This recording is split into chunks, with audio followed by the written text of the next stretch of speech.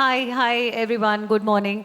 Um, I did not expect the previous session to have so much stuff about science in it, but we ended on a very scientific note, and here we have Simon to talk more about science.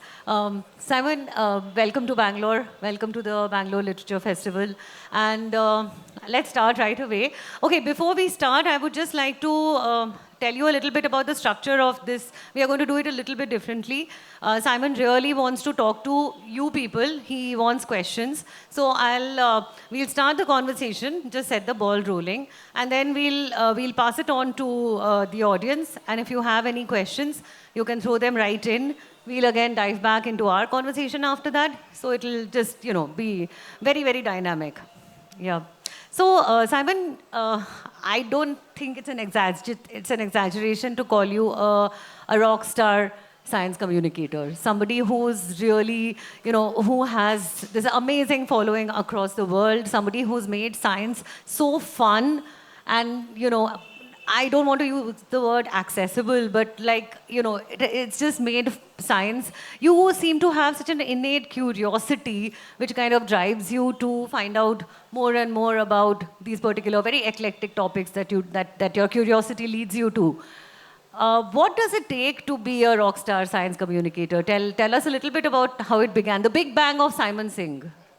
Okay, well, thank you very, very much. It's a very kind and generous introduction. So very quickly, I'll give you a quick introduction to what I do, and if you've read some of my books, then you'll know some of this. If you haven't, then it'll give you an idea, and then we'll come to you for questions. So please do have your questions ready. So when I was young, I wanted to be a physicist. I loved physics and astronomy and cosmology, and so I just studied physics. I was mad about physics, and I went to university, and I did a degree, and then I did a PhD, and I went to CERN for a while. But then I could just see people who were smarter than me. They were quicker than me. They understood concepts that I struggled with. So I thought, what can I do that keeps me close to science, but isn't actually doing science? Because if I'm a scientist, I'll only ever be a second-rate scientist. So I spent some time teaching. I spent some time teaching here in India for a few months, and then in South Africa I taught for a while. So I knew I enjoyed teaching and educating, and I loved television as well. When I was a kid, I just watched television all day.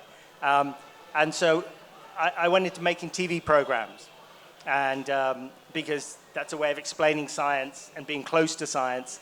And then I made a film about Fermat's last theorem, which is the world's most notorious maths problem. It's a 350-year-old problem, and it's an incredible story. It's a magical story. And so after I'd made the film, when you make a film, it's only about, if you add up all the words in an hour-long documentary, it's only about 5,000 or 6,000 words.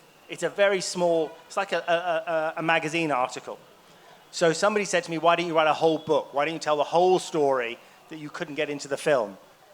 And so I wrote a book about Fermat's last theorem, and then so my background in writing comes from being a journalist, from being a science journalist. So people like Sir Martin Rees, who's the Astronomer Royal in London, he writes about astronomy. He's a world authority on astronomy. He shouldn't write about anything else. I am not a world authority in anything. So I write about anything that interests me, that I'm passionate about. So I've written about Fermat's last theorem. I've written a book about cosmology, the history of the Big Bang. I've written a book about alternative medicine. Does alternative medicine work? Does it not work? I've written a book about cryptography, the history of codes and code breaking. Very important today in the information. And about The Simpsons. And about The Simpsons, yes. The Simpsons, the math in Simpsons. Yeah, Simpsons, a lot of the writers in The Simpsons are mathematicians. Yeah, that's just a crazy theory. Yeah. I mean that, they were these sort of seeding idea, the Illuminati of mathematics, seeding mathematical ideas in The Simpsons. So a lot of the writers were PhDs. One was even a professor at Yale, and they gave up all their academic work to become comedy writers. And they still love math, so they hide the maths in the show when people are kind of still are not maybe noticing it. So yeah. So I'll write about anything that interests me. So yeah. So if people want to ask questions, I'm very happy to just take questions. Yeah, we are very happy to have questions. Can somebody please just pass them on?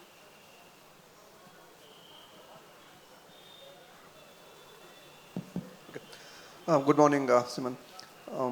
Science is advancing very fast. I'm not talking technology, science. Maybe the Heisenberg era of early 20th century, what's happening today also, it might be happening as fast or more fast than that.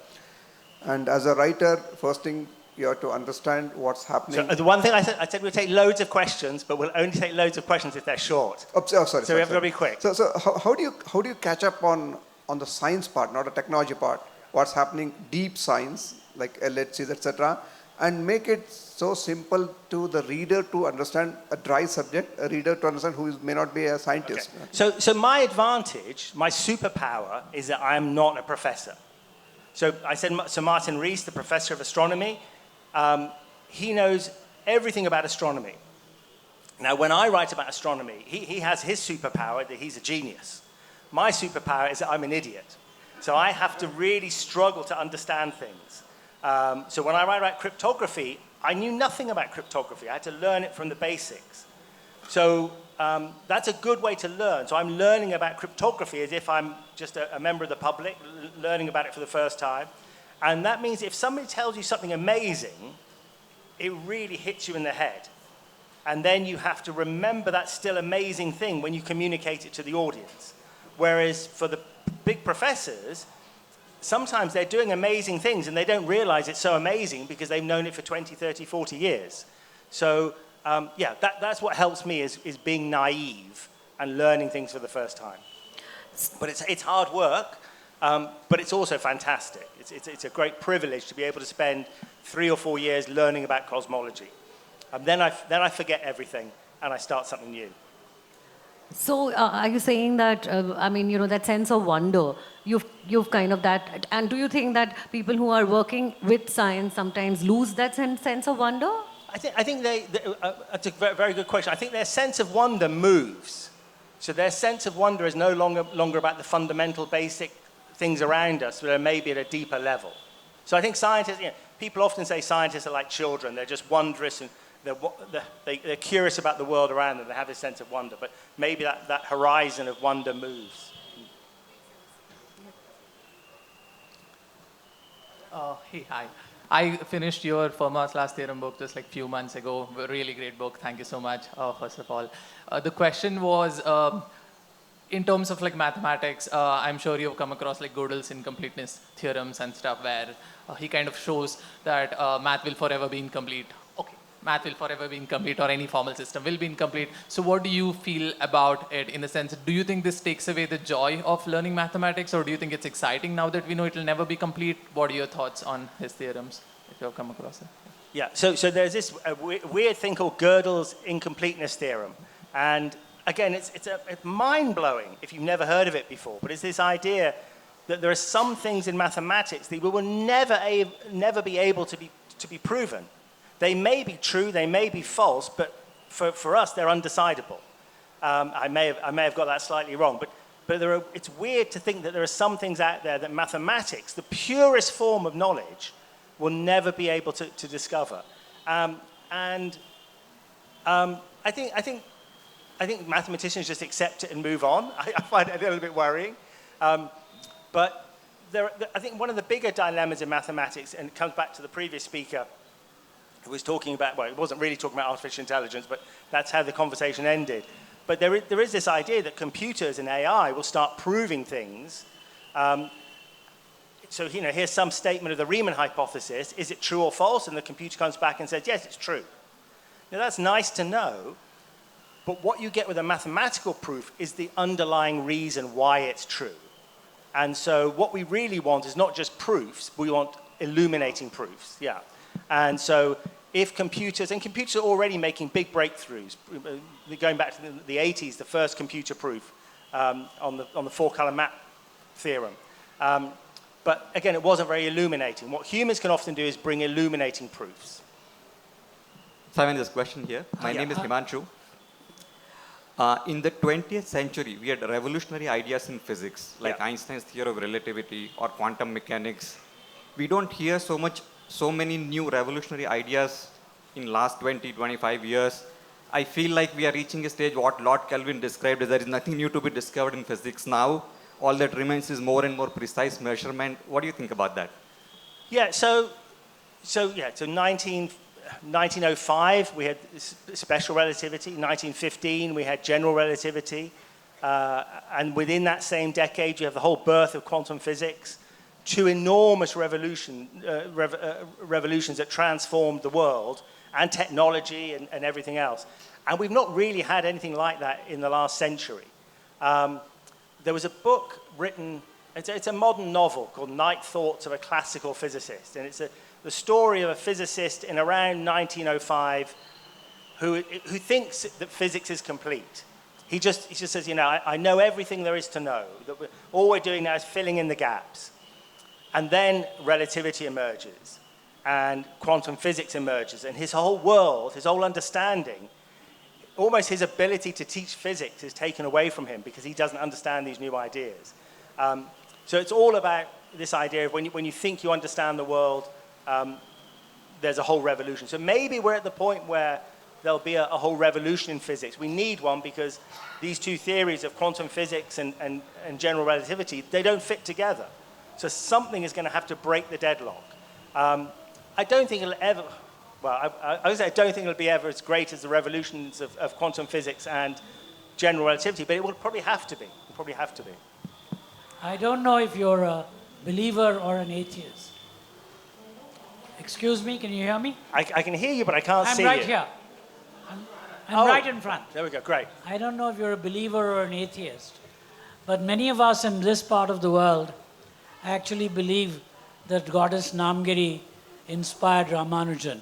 How do you react to that belief of ours?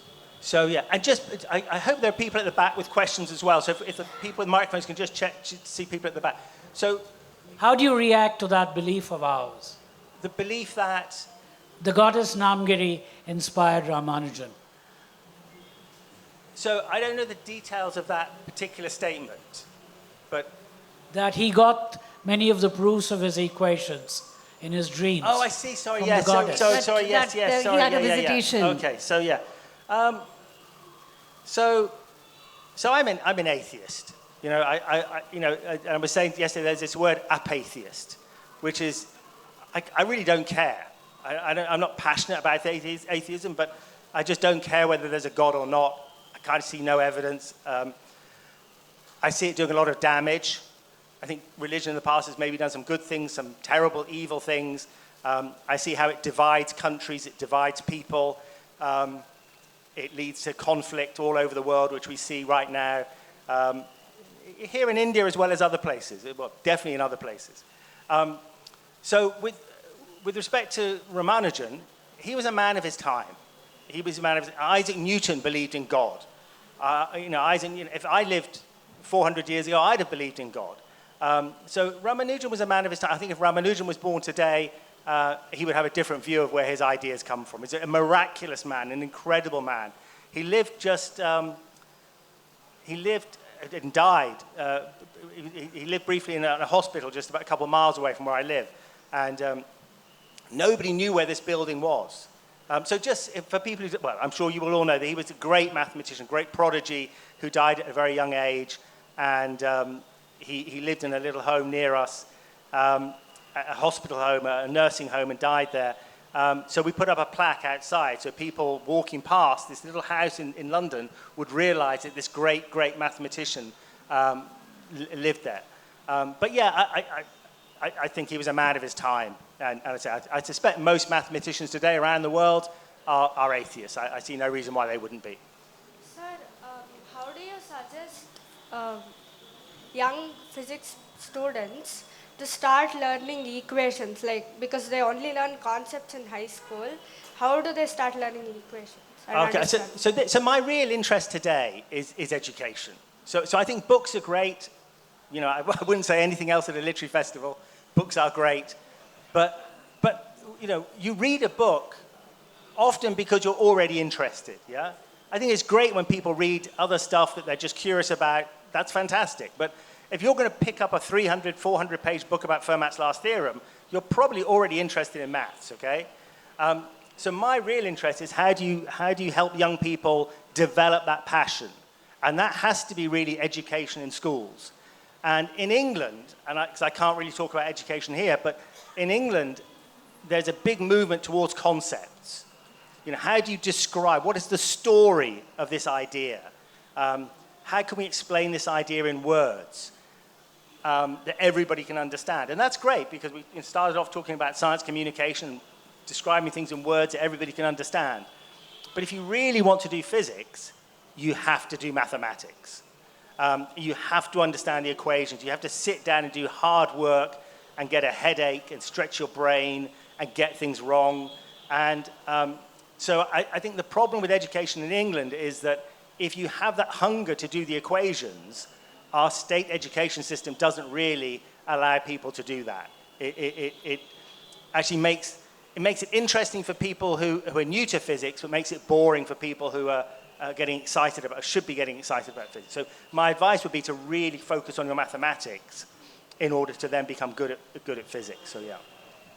Yeah, I think we have a very young speaker here who has a question.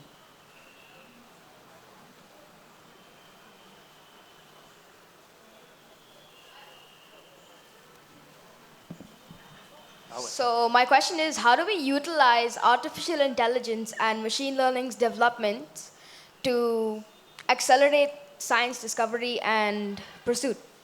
This is my brother's question, by the way, not mine. Oh, you were just a decoy, huh? Yeah. I have the courage, but he has the brains.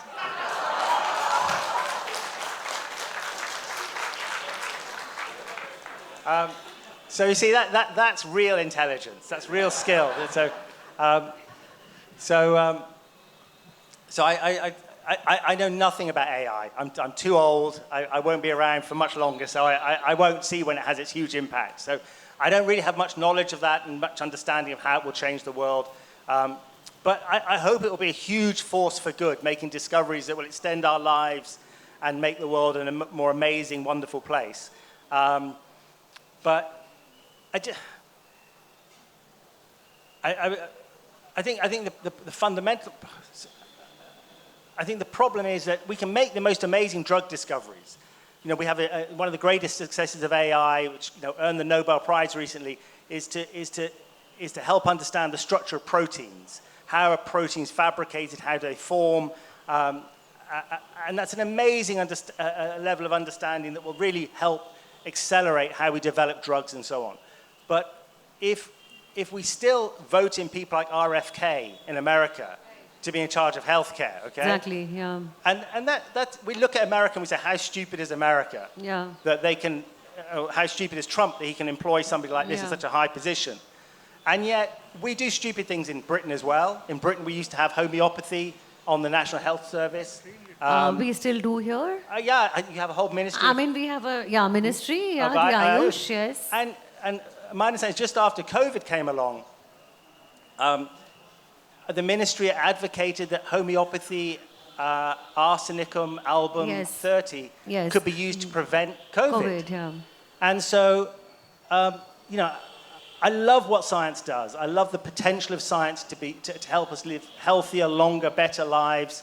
But unless we have politicians who realize that pseudoscience and junk science, and the Ministry of Ayush is like the capital city of idiocy, then we'll never make any steps forward, I'm afraid. And the same, we do stupid things in Britain, and we do stupid things in America, or they do stupid things in America, but the Ministry of Ayush is where they all worship, I think. 10 minutes to wrap. Yeah, I have a question, sorry. So, do you think that, Simon, I mean, the scientific temperament... So can I just say how I took a question about artificial intelligence and made a completely ridiculous point about something else? Okay, he'll ask ChatGPT. No, so I wanted to know, do you think that, we keep hearing that the scientific temperament, like there is something called the scientific temperament, is going down, it's kind of diminishing in some way worldwide. Do you think that's happening? Coming back to the point that the young lady here was asking about learning, is there are so many amazing things on the internet. So there's a math channel, a gentleman over here came and saw me and said, I saw you on this math YouTube channel. He hadn't read any of my books, but I think he then went on to read some of my books. But this math channel has had 500 million views. There are online learning platforms, there are long-form blogs, there are humorous cartoons, which all celebrate and help people develop their understanding of science. So in one area, people have the potential to be as scientific and mathematical and technological as they want to be, to take their learning to the nth degree. But on the other hand, my father he died just a couple of years ago. He was on WhatsApp groups with all sorts of nonsense.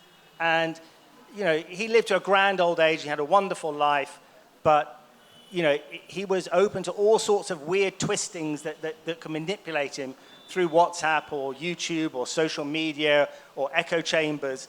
So, if people are open to those conspiracy theories, they'll go down that road. But on the other hand, we have the potential to be absolutely wonderful if we can separate the rubbish from the wonderful stuff. We'll take a couple more questions. You said 10 more minutes? 8 minutes, okay. Why don't we take 3 questions, and then we'll race through the answers very quickly. Yeah, and quick questions, like, this is your test. You'll be marked. So the gentleman with a stripy shirt was a chap who saw me on number file. So why don't we make sure we have a question there, and then 2 other people. Hello, yes.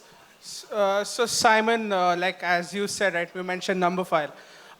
So one thing across like your life, maybe you have published research papers and have also written for the general public, in terms for like explaining mathematics on it. How do you like balance the rigor of like math and also make it accessible enough where people do get the breadcrumbs of moving into these topics that you eloquently described? I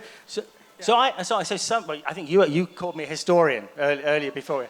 But I'm not an academic. I'm not a historian. I'm not a scientific academic. I finished doing that many years ago. So for me, I feel that my duty is to the reader.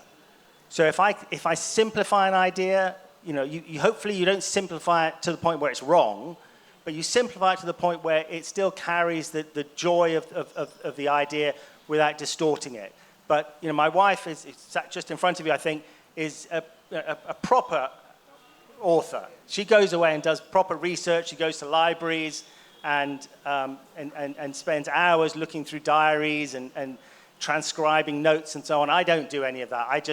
I write at a very, very top level, kind of just broad brush.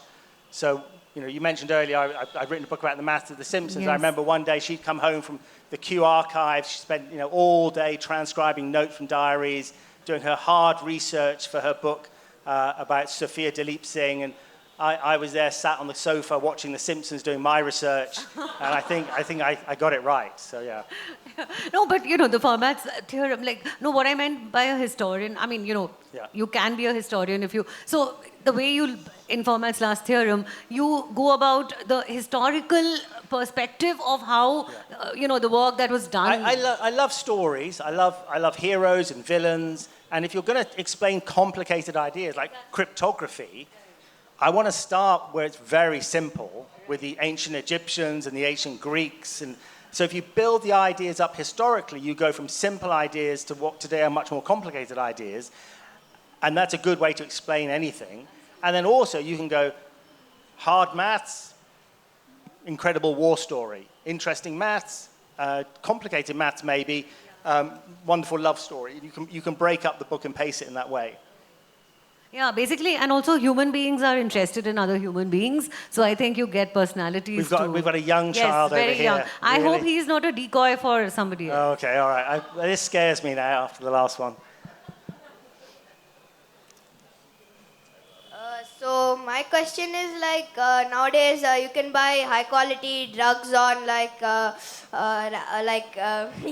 online and Pharmaceutical drugs. Yeah, very high quality viruses and bacteria, harmful ones, and you can also get recipes of how to make viruses online without much level. Rabbit hole has he gone So down? is this 2 steps front and 3 steps back, or is it good? 3 minutes Gosh. left. 3 minutes.